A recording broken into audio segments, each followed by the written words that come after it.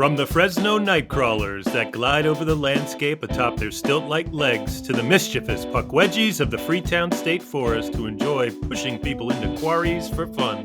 Good morning, good afternoon, good evening. I'm Bigfoot Burns.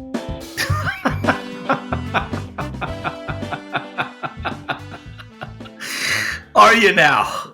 I am. I don't know who I am. I think I'm Danny Nucci, and I think this is the What About podcast, but please hold. It's a weird episode. I needed to get weird. It's just we cover a lot. Oh, you needed to get weird, did you? Is that what's happening?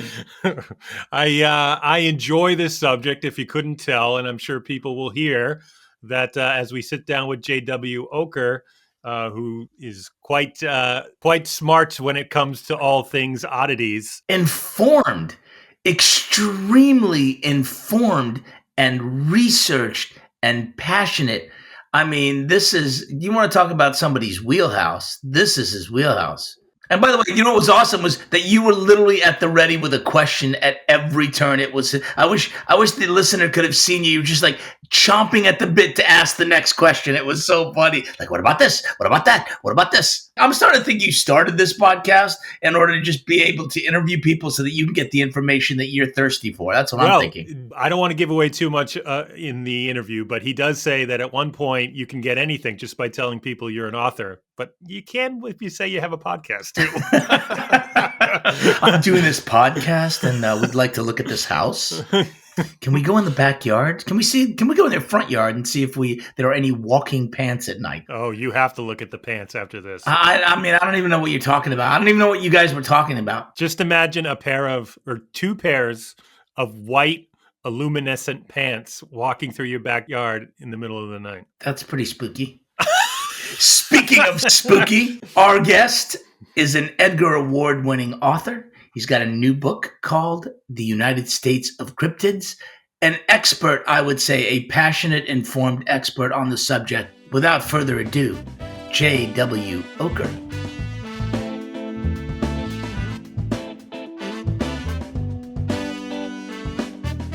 J-Dubs. How's it going? Hey, how are you? Do you go by J-Dubs? I go by Jay. What is JW anyway? Yeah, I was going to ask you. You a Jason? I am a Jason and a William. So Jason William. I made the mistake a long time ago when my first book to initialize my name because I thought that's what authors did, and also because at the time I was I was doing PR for like a medical society, and my name was on all these press releases about like gonad shields and like stuff like that. Hold on, wait a minute. You were doing PR for a medical society? Yeah, back in the day before I was an author. What a journey you've had, friend. Oh yeah, I've done a lot of cool jobs. I mean, a lot of what jobs. Does one need to shield the gonads from? Radiation from the machines, apparently. Of course, shielding the gonads from radiation. What a wonderful place to start. I tried to start with gonads at every conversation. Yeah, no, it's good. I like it. I had to go with the middle initial in my name as a writer because there's so many Jason Burnses in the world. There's another writer who writes nautical fiction, and I said I didn't want to be confused with the nautical fiction guy. So. See, and my last name is unique enough that I didn't have to do that. I could have just stuck with Jason Ocker. It's fine. Whatever. It doesn't sound literary, but it's fine. I could have done that. Who says it doesn't sound literary? I think it sounds literary. Yeah. But a lot easier because I've had this conversation every single time where people, what do I call you? Jason, J, JW. I'm like, I don't know. I think Danny's going with J-Dubs. Well, we had a woman named CL, and she was a CL. CL? Like initials or like the word CL? No, CL the initials. I had a hairdresser once. His name was H. I go, H, what's it for? He goes, no, H. AITCH. H. That's good. That's good. I was like, okay, fair enough. So I really want, obviously, you know, you have a book coming out, which we want to talk about. But how did you go from protecting gonads to becoming a full-time travel writer? Well, two things on that. The first caveat is I am a full-time writer, travel and fiction. But I'm also not. I also have a second job. So I'm also I'm a partner at a digital agency here in Boston. So I've always done like dual careers just because I like steady paychecks. I guess my question was, I'm making the assumption here. I made a jump. Apologies. I made a jump that you began as a travel writer before you were a full fledged novelist and Yes, you're right Edgar about that. Award winner, and all the other accolades that you can point to at this point in your life, an ongoing, growing career. Well, you're dead right. It started out as a travel writer, but as like a hack one. Like I lived in Maryland at the time. I'm from Maryland. These days I'm in New England, but and I lived the town over from like Burkittsville, the Blair Witch town, right? And one day I just got like really down on myself and bored. I was just like, man, I want to be a writer, but I have nothing cool to write about, and like you're boring and dumb, and like there's nothing to you. And I was like, oh, And full of self-esteem. It's fantastic. Go on. With well-protected gonads. yeah, no, it's depression, loneliness. Yeah, it was awful. No, I was the dumps, you know. And I was like, okay, well, I want to write about something. How do I make myself interesting? I'm like, well, I can't. So why don't I just go to interesting stuff and write about interesting stuff? So I would just every weekend just jump in my car and then drive further and then further and then have my own website and then Was that always? Yeah, because I read that you started writing on blogs and writing on the internet and writing articles and essays about. But did it start with the macabre and the occult? Was that always the interest? Was that because I mean, obviously, you know the first thing you mentioned is you're a little bit away from Blair Witch. I mean, that's very genre specific. Was that always the interest? That's a weird path too. So I grew up hyper Christian, like indie fundy Christian, like I've never heard that indie fundy. Gay people are going to hell. I love that. I'm using it, stealing it. Go ahead. Go on. Sorry. It's awful. No, it's like literally like gay people are going to hell. Women should wear pants. Don't go to theaters. It's like really very, very like any kind of fundamentalism. It's like awful. But so I grew up. Like, I kind of like monsters. Like I was allowed to watch some Godzilla movies, right? And I like that. And like Chewbacca was my favorite Star Wars character back in the day. But didn't really watch horror until college. Like Scream came out, and that changed my life. I saw Scream, and I always joke that in a movie with Skeet Ulrich, I got obsessed with Jamie Kennedy. I was like, man, I want to be that guy. That's the guy I want to be. And of course, it's quaint now because everybody is that guy. Like everybody on the planet is that guy. But back then, it wasn't as common. Yeah, nerd culture wasn't a thing back then. Exactly. I'm like, but I wanted to have all knowledge of all horror movies on the planet. So then I started like back then it was VHS still. Going to like my local movie king across the line in Delaware, and it was 5 movies, 5 days, $5, and I would just start stocking up. So most horror fans would watch like A Nightmare on Elm Street over the course of a decade and a half, right? I mainlined all of that in one day. So we called it marathoning back then, not binging. But like so the difference between Nightmare on Elm Street and a new Nightmare is like hours for me. Like I just put all that in my head at once, and just became obsessed with horror. And then it started bursting. It just blew up from there, right? I'm just like, oh, I love the macabre. That's literally right. That's just horror. That's also the time when like ghost hunting started getting big, like fear and those things. And I've always been like, a Poe fan. So like, I finally kind of like embraced it. That I was like, I like the dark, I guess. Did part of that embracing, Jay, involve you separating from the religion side of thing? Like, or is that still a part of your life? So at first I tried to make them both work, right? And there's a lot of reasons to do it, right? God bless you, by the way. That's awesome. Well, like Chesterton and like Flannery O'Connor, like the horror is the way the Bible works. I mean, there's the worst horror stories are in the Bible. So like horrifying yourself into salvation makes sense. But I finally got out of the fishbowl. I went to like this tiny Christian college in Florida, like 600 people in Clearwater, Florida. And then I went to get my master's at a secular institution called St. John's in Annapolis, which is a great books program where you read the original texts of Western civilization. Master's in? Liberal arts, what they call it. Everybody gets the same master's. We're all just sitting on tables. There's no teachers. There's no papers. You're just discussing literature. And that blew me out of the fishbowl. I was like, oh, maybe religion is a farce. And then over time, it just kind of like fell off. So by the time I was 28, I was completely atheistic nihilist. So is that because you saw different perspectives and opinions in that class? Exactly. Different perspectives. Like I always joke, like, I stopped hating gay people the first time I met a gay person. Right. And that was like at 8. But even when I was still religious, I remember going to a party. I was 18, went to a party, hung out with these people, really cool, left the party. Somebody said, oh, that one guy's gay. I'm like, oh, they're people. It's like this revelation of like, oh, I just had to get out of this fishbowl where they're just this abstract demon, whatever religion paints them as. And just again, perspectives and meeting people and realizing like most stuff doesn't matter. Interesting. So you became a travel writer, and in that you started to see the world in different ways too, which is kind of fun. Yeah, the beauty of seeing oddities, I call them oddities, anything that stands out from like, it doesn't have to be macabre, it can be oddities of nature, art, history, whatever, society.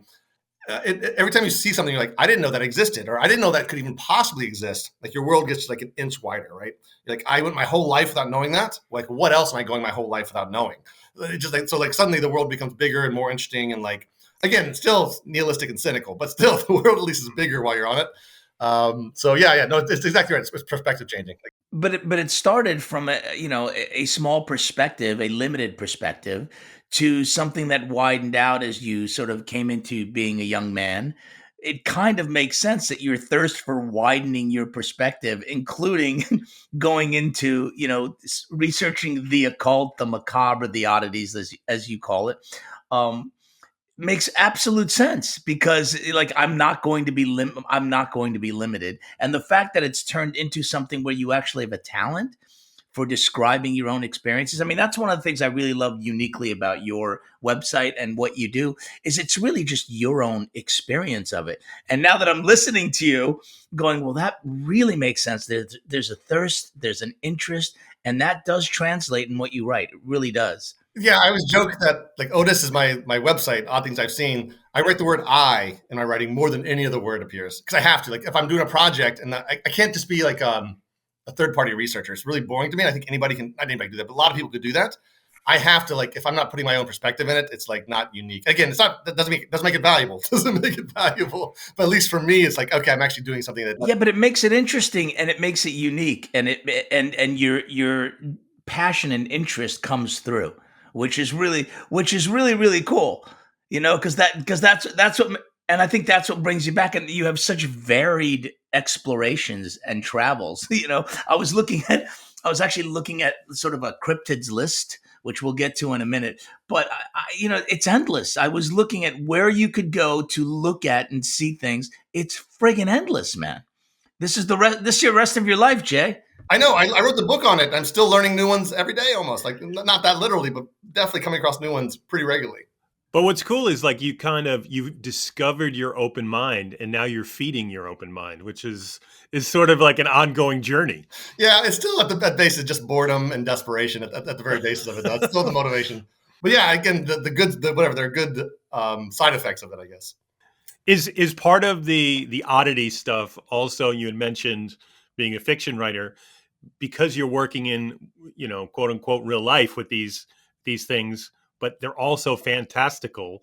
Does it give you a sort of does it feed that fiction itch as well? It should. I all the time I'll write about some oddity, right? And somebody will write back, "Oh, that'd make a great story. I'm gonna write a story about that." That's never like really crossed my mind. Every once in a while, I'll stick something in a book that's like relevant, but for me, the art of fiction is completely different. I'm not, but I should. Like everything I've ever found, you can write an entire book around. Like the stuff, whether it's a saint's relic or a cryptid or whatever. Like again, you just said the giant list of cryptids. Every one of those is a monster for a monster movie, right? But for some reason, I don't ever go in that direction. I'm always trying. My fiction is a little bit something else, something weirder. I don't know. I don't know what I'm trying to make up things I've never heard of in my fiction. Maybe that's what it is. That's the connection, right? So I'm finding out all these things in the world exist that I had no clue about that blow my mind. So when I write fiction, I'm trying to make something up. Like I'm always trying to make up new monsters. That's always my pitch. And I can't do a werewolf book or a Easy for you to say. vampire book. I had a question. But when you wrote Twelfth Night at Rotterhouse, right?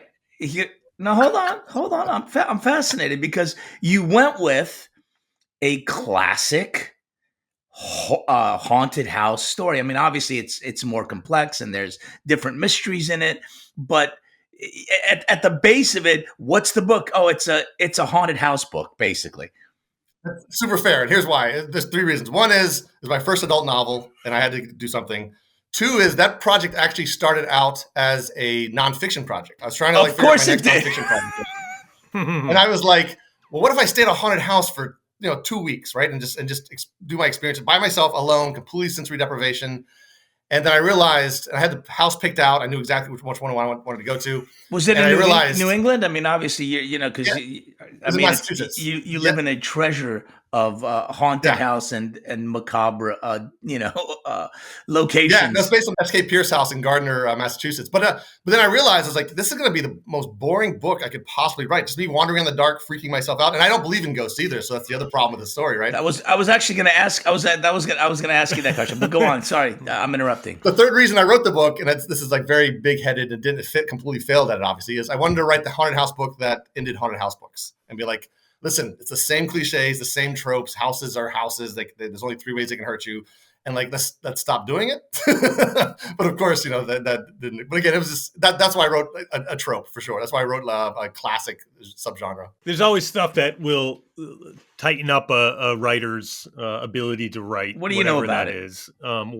Well, not only am I a writer, Jay, but I also live in Massachusetts, although I've never stayed in a haunted house. But when you are focused on the travel stuff and the oddities, do you ever hit roadblocks of people not giving you access to things that you want to access that help you to do the eyes in those accounts? Here's the secret. I give the secret to everybody, even non-writers. If you ever want to experience something or see something or go behind the scenes, just tell them you're writing a book. Like that's all you have to do, and most people open the door for you. There are a few that like don't want attention, or like Dudleytown out in Connecticut's a classic one, right? And those are just like whatever. You can just skip because there's so much out there. You can skip those. But most people, if you're like, I'm writing a book, they'll let you write into their basement like collection or whatever. So we're all like whatever. We all want attention, so you can play off that. And basically, how do you decide? I mean, because looking at your website, I mean, there's something for everyone in terms of which particular genre, which locale or story or historical experience that you want to look at. Does it still feel the same? You get up on a what I guess I'm assuming, since you have a job, on a weekend morning and going, all right, driving to Concord to look at some house or some cemetery there. Is it something that you have to schedule? Like, how does that still work? Because obviously you're a writer, so there's things that are specific for a book you're writing, which I understand. But you still do that randomly and consistently. Yeah, no, I do it just about every weekend. Do you bring the kids with you? Yeah, no, they love it. It's kind of great to have a dad. It's like, this is what we're doing. Come on, kids, get in the car. It's great. Yeah, it's turned. It's the only way it worked because it became like both research time and time with my kids, and also during the Cryptid book, they had a beats blast. golf, doesn't it? That's right. You don't have to worry about that. I won't sit down and watch football with them, but I will take them to see a cryptid statue tomorrow or an abandoned town in a forest. To the point that I definitely probably take them to too many places, places they shouldn't be. But no, they're a part of it. I love taking people with me because in the early days it was just me and pre cell phones. It was me and a tripod. In order to take a picture of a selfie, I had to set up a tripod and a little thick digital camera, and then embarrass myself, walk 10 steps away and take. It was the most awful process. So it's just literally gotten easier and easier for you, just in terms of what technology has allowed you to do. Also, just being able to share this with others. I mean, it's opened up, hasn't it? Yeah, so I'm a travel writer who I don't know my cardinal directions. I can't read a map. Left and right, I have to think about 3 seconds before I remember. What do you mean you can't read a map? What is this? You don't need to read a map. It's hard. Lines and stuff, and there's folds, and it's hard. Did you used to use the old Trucker's Atlas? I love I had one of those, yeah. Those were amazing. But because I timed the start of this, accidentally, obviously, or inadvertently, with GPS, like Garmin's and Google Maps, right? Google Maps. So today, being terrible direction, I can find any square inch on the planet and get there, right? All because of these tools, and see it like Google Street View and see in advance and do reconnoitering before you even leave the house, and be able to research online, which is yep. And you have well. what's the furthest away? What's the most sort of interesting, different place that you've been? So furthest away, I don't know geography well either. We'll help you with that. I've been to Egypt and saw some cool stuff there, but I've also been to Western Europe, some of Western Europe, Poland. I've seen the Bone Church in Prague, outside of Prague. It's like just. But have you been to Loch Lomond or Loch Ness, mate? No, I've spent one day in Scotland. It was pre-oddities, but so that I have a list of Scotland stuff. Man, I was going to say Scotland is a treasure trove there. But you know what's amazing is that there's somebody in Scotland going, I have a list of New England stuff, because there's so much here too. Yeah, that's right. I mean, just like something that I never even knew was here until I was like a teenager was America's Stonehenge, and then you find stuff like that, and you're like, amazing. Again, I've been doing this professionally for 15 years. I've lived in New England for about that time, and I still learn about new things in New Hampshire like all the time, all the time. And obviously Massachusetts even more. I use New Hampshire because we're like a pretty blank state, so new things in New Hampshire is pretty special. Like I just took my kids 2 weeks ago to see the site where the Teenage Mutant Ninja Turtles was born in Dover, New Hampshire. I didn't learn that until like a year ago. I've been here 15 years, and then now there's a plaque there and like a sewer grate with like Ninja Turtles. Well, the Tick, the comic book character, was created in Norwood, Massachusetts, right on the main street in the comic book shop there. I didn't know that. Didn't know that. Put it on my map. On my map of oddities, I have a map with like thousands of pins on it. Nice. Sort of on the same subject. How is the ability to be interactive with your, I guess, I don't know, your autophytes, your the people that follow you and are interested? I mean, how's the interactive part of it change things? Or, obviously it's great to know that people are really responding well, but how has it changed how you move forward with it? It's extremely fulfilling, and I think without it. So again, I always joke that if I didn't write, I'd still be visiting oddities. I have to, or I'll get bored and that's very clear. But writing is the writing is part of the reach out, right? I'm reaching out, and people have been so like responsive to that. Either armchair travelers or people like just take the same trip, take their families on the same trips and have experiences, which is beautiful.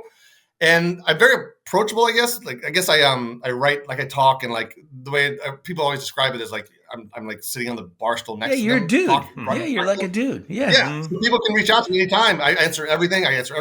I'm bad at answering comments on like social media, unfortunately. That's overwhelming. Probably good. But no, I love it. They're an important component with it. And every town and every group of kids growing up that are now adults had their story of something that happened in their town. It's probably helpful to find new oddities as well. That's the best source. Like again, these days, I know the big places, the big sources and stuff, but like the obscure stuff is going to come from local people every single time. Every time I do a talk, at the end of my talk, I'm like, listen, come up to me and tell me stuff. Like I need to know what you guys know that the rest of the world doesn't know.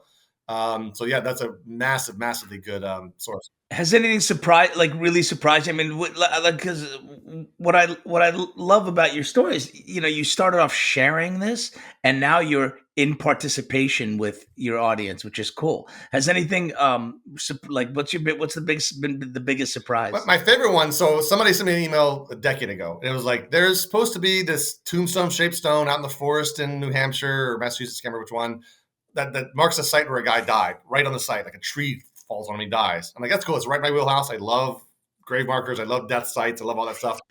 Are they like, hey, can you go check this out? Yeah. Like you should go see. You love stuff. Go see this. Like, hey, go check this out, will you? There were no GPS coordinates. This is a general area, so I filed it away and I forgot about it. And then like years and years later, a TV show contacted me and said, hey, we want to like interview you, but what we want to do is there anything you haven't seen yet that we can see you live, seeing for the first time ever? And I'm like, there's not a lot of that. Then I remember that email. I did my homework, found it, and we did this whole thing where I'm wandering around the forest with my phone in my hand trying to find the stone.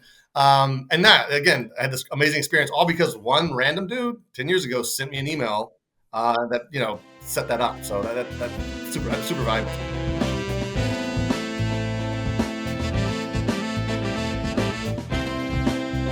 What about cryptids?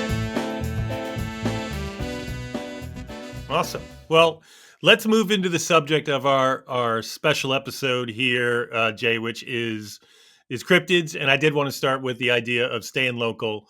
As I told you, I live in Massachusetts. I live not far from the Hockomock Swamp. Is that one of those locations? We can fill Danny in on what the Hockomock Swamp is. There's actually a scripted series coming out on FX based on this location. What is it? Give me a little context here. It is a very large area. Because I mean, Jay's like nodding his head like, of course, the Hockomock Swamp. Well, I'll let Jay give a lot of the details, but it's basically an area where a lot of strange things have occurred over the years, from UFOs to giant cryptid creatures to ghosts, and it's the site of the Indian American War. Is that correct? Yeah. Or the King Philip? Yeah, and that's the area they call the Bridgewater Triangle, right? Yes. Yeah. Yep. So again, it's one of those like Bermuda Triangle takeoffs where just weird stuff happens. And in fact, that's one of my research interests right now, is just places like that where just there's just layers of like every weirdness supposed to happen there for whatever reason. But they also have puck wedgies. Is that where you're going? So I write a lot of comic books, Jay, and puck wedgies have been added to most of my books over the years. Just what is a puck wedgie? Little local flavor. It is so I will say. Sounds painful. It is and I'll say this just so I always joke that's my least favorite cryptid because it's the least cryptidy. So it's like a porcupine on two legs that's intelligent. It has weapons. It's appropriately ashamed of its genitalia. It always wears like a loincloth, and it tricks you. They have magic powers. They trick you into falling over a cliff. Yes. So if you're looking out over, there's this place in Massachusetts that has a quarry, and legend says if you're out looking over the edge of the quarry, they'll come up behind you and toss you. But any suicides there, they always there's always somebody saying the Puckwudgies did it. They can turn invisible. The Puckwudgie? So they're very folklore, and they come from Native American lore as well. You know, we always do that. We take something from one culture, just dumb it down into like it's a little monster. But the Puckwudgies. But it's so fun to say that I end up being interviewed about it a lot. But there's so much there too, not just the Puckwudgies, like large anacondas that you would never expect to see in Massachusetts. Bigfoot's down there, like crazy weird stuff. Bigfoot's everywhere, but he's down there for sure. No, no. And that's a big part of the book was like the local stuff, right? It wasn't just like big stories. It was like, how is it connected to the community? Are they celebrating these things? Do they have a statue? Are they like, and Bridgewater Triangle? I think it's getting bigger and bigger because people keep bringing that one up to me a lot more frequently. But they're hard to explore because it's just a giant area. It's dense and it's all, it's literal swamps. So you're walking through water. You can't get a boat in there, but yeah. You're talking about your book, The United States of Cryptids. That's right. Cryptids. Jesus, I can't even say it. Cryptids. I like to drink early in the morning before these things, so I just can't say cryptids. Cryptids, for the listener, what defines a cryptid? A cryptid is an animal that is not recognized as existing by mainstream science. That could be it never existed, or it could be it doesn't exist anymore. Sasquatch. Exactly. But that's the thing though, Jay, right? Because people instantly think monsters, but it could be just a species of frog. So the okapi was a cryptid. So the thing about cryptids, I call this the cryptozoologist curse. The second you find a cryptid, it's not a cryptid anymore. It belongs to biology or zoology. Giant squid. Right, the Kraken, right? So now that's not a cryptid anymore, but it's a cryptid success story, the coelacanth, right? That's another one that we thought hasn't been around for millions of years. We find one in South America at a market, and we're like, oh, the coelacanth exists. The okapi, the gorilla, was a cryptid forever. The platypus, right? Nobody believed the platypus was a real animal. It shouldn't exist. Nobody believed that. Even when they had taxidermy bodies, they were like, no, you stuck a freaking duck bill on a beaver. But that's what's kind of funny about it is because, here, like, who's to say that the Puckwudgie with their ashamed genitalia don't exist if the platypus does? Or something that inspired the Puckwudgie legend, right? There's always that. Some kind of like bipedal porcupine. That doesn't strain our imagination too much. Well, it's always, there's some famous cryptids. Like, to me, Bigfoot is obviously number one. Loch Ness Monster. Right. What are some of the other ones that are most popular that you found? So you just named Burger King and McDonald's, right? Yeah, that's what I figured. Yeah, they were the most popular. Who's ones. the So Wendy's? Wendy's is Mothman. Although he's like coming up again because the third coolest has always become like the underground coolest one, and the Mothman is my favorite as well. I always say for 4 reasons. One, it's a cool design, just like a giant insectoid human flying thing is cool. 2, because it has an arc. So most cryptid stories start out teenagers, drunk or high, in a car, at night, in the back roads outside of town, red eyes. That's every single cryptid story. And then it ends with, and nobody ever found it. That's how it ends, right? With the Mothman, it starts out, teenagers, drunk, car, red eyes, outside of town, dark, whatever, West Virginia. Ends with the collapse of the Silver Bridge, killing 46 people, right? So there's an arc to that story, even though and that took a year from the first sighting to the collapse. And again, obviously not connected, but like you can weave a story out of that. Right. There's a narrative that people can make, and narratives are what carry forward. And there's a legit narrative too of like, listen, the Mothman sightings basically stopped when the Silver Bridge collapsed. And that's because people had bigger problems at that point than like flying humanoids. Like everybody got touched by these deaths because we were small towns. Mm-hmm. So I love that it has a full story. Then I love that Point Pleasant, West Virginia has embraced this guy. They have a museum. They have a 10-foot tall stainless steel statue of this thing, not behind some eccentric businessman's museum, like right in the middle of town. The festival is like, 10,000 people come to this. You would never, ever go to Point Pleasant, West Virginia, even on accident. There's a Mothman festival? Every year, 10,000 people come to this place. Middle of nowhere. You can't even go to this place on accident. You never, ever will pass through it. And that's true of most of these towns, actually. And just the entire economy is based around this 1 year of sightings. So that's 3 reasons. And the 4th reason is, when you're looking for like where these cryptids existed, or if you want to like retrace their steps, you can't. They cross this road, they're in this forest, but you can go to the TNT area of Point Pleasant. This is right outside of town. It's a bunch of cement igloos the size of houses out in the wild.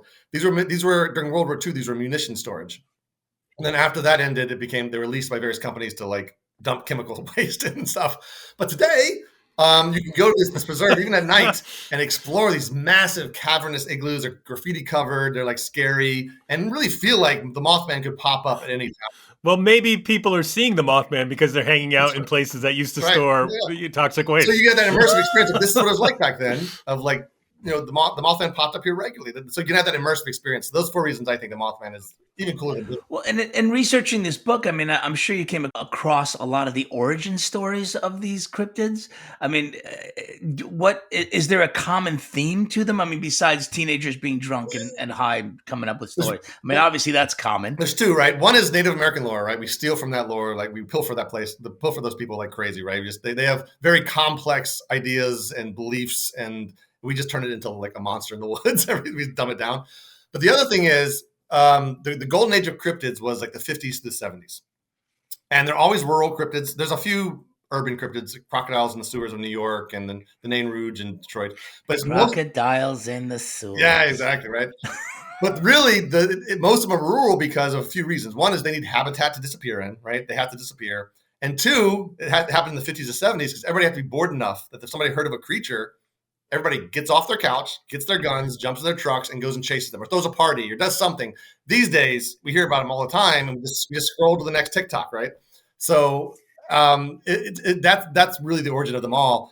But the beauty of that, I always say, is that whether they're hoaxes, misidentifications, real creatures, something happened. It's a historical moment, and the mania that happened afterwards are all history. They're all reported by the papers every day. They were real events, even if the inciting incident we don't know so much about. They're real events. Well, you had mentioned, being in college when Scream came out, Jay. I was, around that same time, X-Files came out, and I feel like it gave cryptids a new breath of air. And it feels like for our generation who grew up with that, that it's part of our lore now. Although I'm a big X-Files fan. They never did a Bigfoot episode. But where I'd back you up for sure is that it was like, so the Chupacabra came out in 1995, the first sightings of it. It was an X-Files episode within a year, I think. So that's kind of like, it was like the Chupacabra's press tour, right? Getting X-Files was a big get for it because now everybody knew what the Chupacabra. Mm-hmm. So what is it that you're mentioning? Because I'm not sure I'm familiar. You don't know the Chupacabra? So the Chupacabra was first seen in Mexico. It's basically, it looks like Syl from Species. You ever see the movie Species? Yes. It's like Alien. In fact, there's stories that actually is the reason that actually is what caused it to exist. The woman who first saw that movie and then said she saw this alien with spiky backs. But basically, a bunch of cattle ended up mutilated and exsanguinated, like no blood. So that started this idea of a chupacabra, which means goat sucker. And so, that's around the 90s. It started getting bigger and bigger. People started seeing these spike-backed aliens. And then something happened when the story got pushed to Texas and across the border. Chupacabra became basically blue dogs. So wolves with mange, wolves with balding, dingoes. So it evolved. Yeah. It evolved. There's 2 different Chupacabras. There's the Indian spiky back, and then there's the blue dog. So that's the Chupacabra. That's one of the, again, relative late newcomers to cryptiddom. So based on your research, Jay, going back to what we talked about with cryptid success stories, those that were discovered, what are like some crazy ones that you think might actually have some truth to one day be? I'll start you with one. Bigfoot. Let's go right to the beginning. So I'll tell you the Bigfoot. So Bigfoot is super, like, we don't have to stretch our imaginations. He's one of the biologically plausible creatures, right? Oh, what? Whatever, a tall, hairy guy? We're all tall, hairy guys, right? It doesn't add a foot and more hair. You're fine. Whatever. It doesn't stretch our imaginations. The weird thing about Bigfoot is he's been seen in all 50 states, even like tiny Rhode Island and like Hawaii out in the middle of the ocean. And he's not ashamed of his genitalia. And that's right. And we didn't even start talking about him until 1950s. So like, he's a very weird one. Mm-hmm. Anything in the ocean, right? We have not, I know James Cameron's been to the bottom, but we have not explored the entire ocean yet, right? So the Kraken was like a big one. There are things down there we have not yet found. So. I know, and that's crazy too, because to think that here's this creature that's so big, and we didn't know it existed until 20 years ago. Yeah, so those are the plausible ones. Yes, something mammalian and primate, although that's becoming less and less plausible. We can't find any bodies, right? That's always the line between cryptid and real animal is you find the body. It's like crime, right? There's no crime, there's no body or murder. You got to find the body. So we haven't found any giant humanoid primate bodies ever. Yet. So But that's the but problem. if you look at actual zoology, every day there's a new story about a new species of frog or bird or spider that's found somewhere, usually in like a rainforest where there's not a lot of people. I mean, it's plausible that anything is possible. Again, going back to the duck-billed platypus, if that thing can exist, then really a lot of things can. We're always hoping for the big animal, right? That's the big get, right? Again, every year, I think it's like millions of species are discovered, but they're always tiny. Like you Yeah. said, frogs and bugs.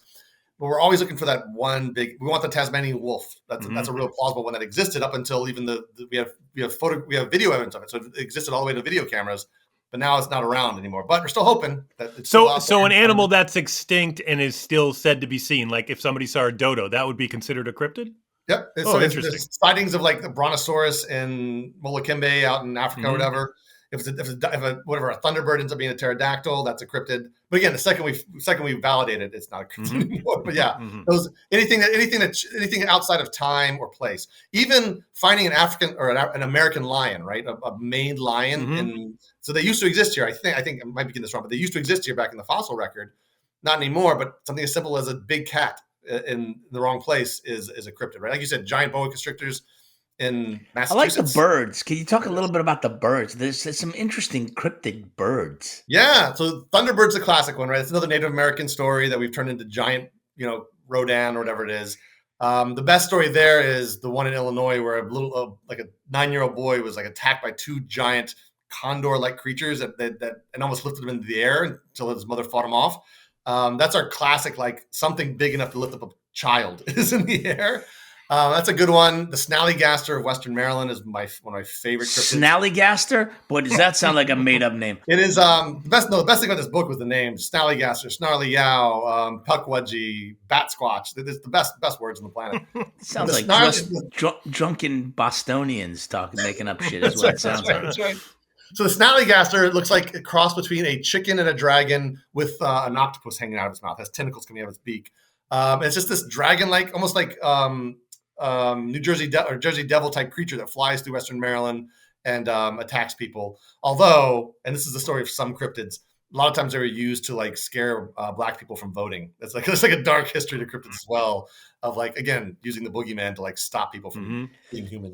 Dragons. What's your understanding and experience with dragons? Because I mean, that is the cryptid. I mean, I would say that's number 3. That's a great one because again, every single culture on the planet has dragons in their stories. All of us do, from this side of the world to that side of the world. 2, we know giant reptilian creatures existed, right? They exist today, right? Komodo dragons are terrifying creatures that are big and stuff. Flying ones that can breathe fire, obviously stuff gets added to over the time, but at some point in time, we must have had giant lizards. Not to go all like creation story, where it's like a 6,000 year old I'm Earth. interested. That's the interesting part to me. Like, how do these stories sustain themselves? It's like the telephone game. Yeah, no, somebody saw something somewhere. Again, the way I know we're separated from some creatures by millions of years, but we're also all constantly reshuffling the fossil record. Every new discovery changes things a little bit, right? But again, dragons feel like they should exist. It's like one of those animals that it's like Bigfoot. You're like, man, if that doesn't exist, it really should. Like the reason why it's like what was it, Descartes' philosophy of God, where he's like, the fact that I can imagine God means he exists, right? I wouldn't be able to imagine God if he didn't exist.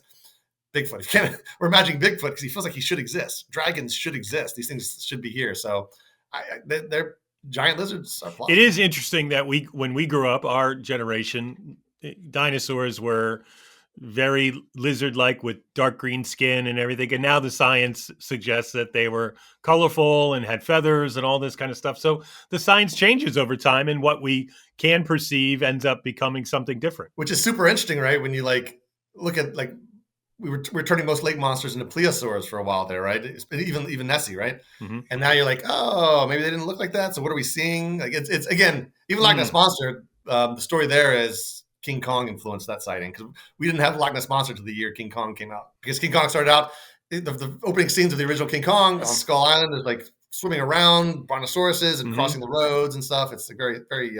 See, I have it in my head. I've made up a story myself that here we are.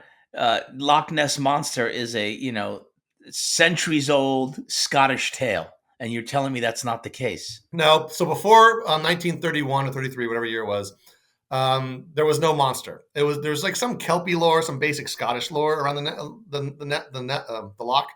but there was no giant serpentine creature at all. That happened in 1931. A couple of tourists were driving around and they saw a brontosaurus-like creature crossing the road. Here's one of the interesting facts about that is that they describe his tail, his neck, his head, his back. And again, he's not even in the water. He's just crossing the road, but not his feet. And there's that exact scene is in King Kong, and brontosaurus crossing the road. And you don't see his feet because it's hidden by brush because it's stop motion, and it would have been really expensive to like animate those feet. So just have him slide across the screen. And this guy saw the movie that year because it's big, came out in UK and the US at the same time, and either saw something and misinterpreted it, hallucinated, whatever happened. We got Loch Ness in the 1930s. I was going to say, if you go down the rabbit hole of cryptids online, Jay, a lot of what people are talking about nowadays is that what if they've come from another dimension and they're not actually here and that's where they go?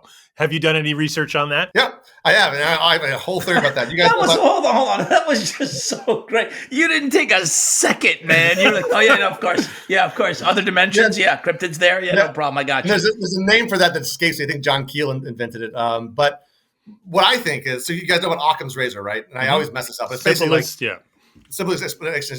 So what happens is... No, I don't. I'm not familiar. Help me out. So it's a way to cut away. So it's like solving a mystery. You're cutting away all the stuff that doesn't make, that's more complicated, doesn't make sense until you're down to just the thing that the only way it could happen is this way. And that's the Occam's razor. In the paranormal community, what I've noticed is that when things don't pan out, right? When we don't find Bigfoot's body, instead of saying there's no Bigfoot, they go weirder. So it's the opposite of Occam's razor. If your story doesn't work, it doesn't mean it's false. It means you need to go weirder. So they say, well, there's no body because he's a ghost, or he steps into another dimension, or he's a UFO. Somebody in UFO picked him up. So your story, the second you have physical evidence, the stories get wilder and wilder and wilder. But there is some truth to during cryptid flaps, when people see a lot of Bigfoot in Whitehall, New York, right? That was like a month of that. They also start seeing lights in the sky. So like UFO flaps and cryptid flaps overlap a lot of times. Because I think once you're considering like one, it's like anything goes, right? Once you're considering one strange thing, you're like, oh, I guess it's all true. Well, the Dover Demon in Massachusetts, that was another one where it just kind of ran through the town and everybody started seeing all different kinds of things, lights and the creature and all this. Yeah, exactly. So again, it's there's some plausibility of like just weird stuff happening, coincide. They call it synchronicities, I guess. They believe in synchronicities, which is very. It sounds like religion to me almost, but I'm very, I'm very tainted against that. But so again, it's just you have to explain away the lack of evidence. Usually in science, we explain the way lack of evidence by saying it's not true. But in the paranormal community, we can go bigger. We can go bigger and stranger. Before I ask you our listener question, I'm curious, just for me. I want one me after this too. Well, then you go first. All right. I got it. Before I go, Fresno night crawlers. Do you know anything about? I love these videos so much. For anybody who's listening who doesn't know them, look up Fresno night crawlers and these weird things skating across the landscape. It's a pair of white pants walking around, or a couple of pairs of white pants walking around. That story is fascinating. Once you dig into like who took that footage and where it went, and went to Univision. It's been recorded off of monitors. And if you go to the house is that yard is tiny. It's like postage stamp. Oh, it looks giant in the video. Exactly. So these creatures are even smaller than you think. But again, walking pants. Nobody invented that yet. Somebody should have invented that. So they're very eerie, and the fact that we have footage of them makes them even more eerie. So I love it. Being a cinephile myself, favorite top 5 cryptid macabre oddities films. Movies about cryptids. Oh, that's a good one. I've never been asked that. I'm a big horror fan, so I watch all horror movies. That qualifies as well. Well, my horror movies are more straightforward. Texas Chainsaw, I think, is the most brilliant movie ever made. It's a piece of art. It belongs in a museum. All those kinds of things. Does it belong in the Mothman Museum? Exactly. No, I love it. I've been to like all the sites in Texas where it was filmed. I'm like a big, massive fan of that thing. There've been a rash of Bigfoot movies, right? There's Exists, right? That was a Bigfoot movie, a found footage Bigfoot movie made by the guys who made the Blair Witch. That was decent. There's an even better one made by Bobcat Goldthwait. He did a found footage Bigfoot movie that's really impressive. That was called we're out of my mind, but just look up Bobcat Goldthwait found footage Bigfoot movie. I'm sure. That's right. I'm sure they'll do okay. And the classic one is the Mothman Prophecies, right, with Richard Gere. Yeah, the Mothman Prophecies. Oh, I do that to my kids all the movie. time. What am I thinking right now? Chapstick. And it's not a monster movie, right? They reinterpret the Mothman a little bit more weirdly, but the weirdness of that movie just feels so authentic. It's like the mood of it is strange, and like I'll watch that thing over and over again. It's like it's basically the X-Files. It's basically a movie version of the X-Files that should have been made, right? Richard Gere is doing his best Mulder impersonation, David Duchovny impersonation. But I would think the Mothman Prophecies is probably the best cryptid movie I can think of, unless I'm missing very obvious ones. Creature from the Black Lagoon, obvious. No, I'm just kidding. No, that was based on a cryptid. You know that, right? Yeah, of course. That's why I'm bringing it up. Has to be. And so, yeah, based on the coelacanth, but also inspired the Loveland Frogman of Ohio, which is basically a humanoid amphibian that came out. That the rumor started in the 1950s, right when Creature came out in 1955. So that's one of the most amazing creature creations of all time. The Gillman. He's like, there's got to be something psychological to it that so many of these are humanoid. It's like we're seeing ourselves in these creatures, something that really, you peel back the layers, there's something going on there. So I got a story there for you. So one of my biggest annoyances in writing this book was Bigfoot. Everywhere I wanted lots of different creatures, amphibians, fish, flying things. But everywhere I went, everybody celebrated Bigfoot. Every single person. There were statues everywhere. There were museums everywhere. And I couldn't get to other creatures because there were so many Bigfoot. And it was annoying. I wasn't writing the United States of Bigfoot. I wanted the United States of Cryptids. So I went to Loren Coleman, right, the most famous cryptozoologist on the planet. He has a museum in Maine, but an hour from me. I went to him. I was like, dude, like, why is Bigfoot so big? It's annoying. And he was like, I agree. Everybody comes in here. They love Bigfoot. That's their favorite cryptid. He's like, when I was a kid, because he's like in his 80s these days. Like, when I was a kid, there's no Bigfoot. The only two cryptids were the Yeti and the Loch Ness Monster, right? Cryptids that you couldn't just go hunt. You had to like mount expeditions and have skills to go find. You had to be like a mountain climber and side stand sonar. He's like, but these days, everybody just walks in the woods and like looks for Bigfoot. Everybody. That's the premise of like 1,000 reality TV shows. So I was like, okay, so you're just saying he's accessible. That's why we like him. He's like, well, that's part of it. He's accessible. But the real reason we love Bigfoot is because we're narcissists, right? We love things that look like us, right? So we're very much biased against reptile creatures, but like a furry humanoid, he's like, that's narcissism and prejudice and all the bad things about humanity is why we like Bigfoot. We hate the other, right? And that other could be so superficial, right? A skin color, right? And then people like hate other. So like we love Bigfoot. It's the inverse of that, right? But it's like tribalism. It's like my town doesn't like your town because we play rival football teams. Exactly, different. Right, exactly. Just the dumbest reasons, like we're like dumbest differences. And of course, he came to that. And I love it. I love telling people we love Bigfoot because we're all narcissists. But he came to that conclusion through months, years of fieldwork, right? Years of thinking about it, fieldwork, dedicating his life to it. I agreed with him in 30 minutes, not because of that, but because of the movie that Harry and the Hendersons. You guys remember that? Oh yeah. So that movie can only be made with Bigfoot, right? You put the lizard man escape over swamp in the Hendersons. That's a different movie. That's a horror movie, right? That's pair of walking pants doesn't fly. No, the infield horror in the Hendersons. You can only have fuzzy, nice, smiling, emotional, like the cuddling up. We want Bigfoot to be our friend. We don't even care if he exists. We just want to find him so we can like hug him and like make him Alf in our house or whatever. So that's my Bigfoot thing. Is that we are drawn to the bipedal hairy mammalian because we're all jerks. We should point out that museum in Maine also has purported Bigfoot poop on display. So a whole display of Bigfoot poop on display. So our listener question, JW, is John S. asks, a lot of cryptids are scary as fuck. What is one that you would not want to run into on a dark night? I'll tell you. So in the annals, most cryptids aren't dangerous. Nobody ever gets hurt by cryptids. They always disappear, with some exception. Some have attacked, right? Snallygaster like eat some people's innards. There's one Bigfoot in Folk, Arkansas that tried to like rip a woman out of a house. That one kid that got picked up by two condors feels pretty. The Thunderbird. The one that scares me though. You guys ever heard of Bat Squatch? No, but it sounds terrifying. Bat Squatch. Well, this is basically Bigfoot with wings, right? Out in Washington State, over near that big mountain out there that was a volcano, Mount St. Helens, right? One sighting. He's a one night. I call him one night stand cryptids because you only see him one night, and they get the entire story is based on that one night. He just lands again, teenager car at night. He just lands, thump, right in front of this car. looks at him, and then goes away. But the kid drew a picture of him, and it's this muscle-bound, like Arnold Schwarzenegger Bigfoot with giant wings. Like this thing could mess. I'm looking you it up up. now. And it is scary. Again, Bigfoot's scary enough in a fight, right? Sasquatch.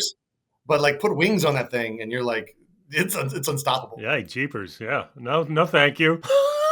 Oh, there's a Bat Squatch brew now. There you go. Every cryptid has a local indie beer. There you go. When I chase cryptids, that's what I'm doing. I'm just going to bars in different towns. Basically, that's really what you're doing now. It's really what I'm doing. Right? And you bring the kids, Father of the Year. That's right. So good to have you. Thank you so much. This was terrific, man. I feel like I learned all kinds of new things. What are you working on now for people? What's coming out? End of this year, in fall, comes out Cult Following. So it's kind of like Cryptids. It's the same publisher, same kind of book, but now I deal with 30 different cults. Oh, fascinating. All right. Well, we'll have you back in the fall. Jokes. Yeah, J-Dubs, don't get lost in this one. You know what I mean? Yeah, it's a good Don't time. go too deep. Don't go too deep. Don't Donnie Brasco it. Don't find purpose, okay? Jay, thank you so much. Appreciate it. We learned much, and I'm going to go try to track down Bat Squatch next. That's what I'm doing.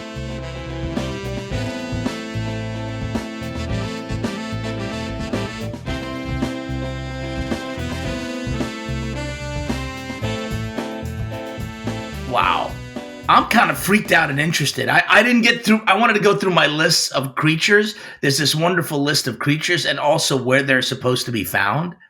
And I literally wanted to go, all right, cryptid test. I like that you threw out dragons because I never even really considered dragons. Yeah, dragons are cryptids, totally cryptid. Like, okay, what is... I wanted to actually know what the origin of dragons were, but this would have been a 3-hour podcast between the two of us. Well, here's a crazy idea. What if Nessie is a dragon? I don't even know who Nessie is. Loch Ness Monster. Nessie. We're on calling her Nessie. Are we on a first name basis? Yes, now we we're have on pet first names name. for the Loch Ness. Only you would have a pet name for the Loch Ness Monster. Jesus Christ. I was actually in Loch Lomond, which is right near Loch Ness, outside of Glasgow. And yeah, people talked about it. Yeah, it was a thing. It was a thing over there. Have you ever seen anything strange and unusual? Not necessarily in Scotland, but just... I've been on the planet for a while. I've seen a lot of strange and unusual things. Have I ever seen a cryptid? No. Yeah, no, but I do no get cryptid. spooked out. I do get spooked. I do get freaked out. Like for me, the Amityville Horror freaked me out, and I guess it was just the time that I saw it. So I've always had sort of an aversion to haunted houses, to particular properties. They say that Los Angeles, because it's a city of a lot of broken hearts and dreams, that a lot of spirits remain there. Well, didn't we talk to the Dollyrots about that? Yes, we didn't did. they live in a haunted building? Yeah, I think you need a ghost show now. There you go. That's it. I'm a ghost show. Ghosts of Los Angeles. Ooh, I like it. Right. Well, he was great. He was terrific. Thank you all for listening. Music by Denny Nucci. Produced and edited by the same two people you heard hosting this show because they have no friends.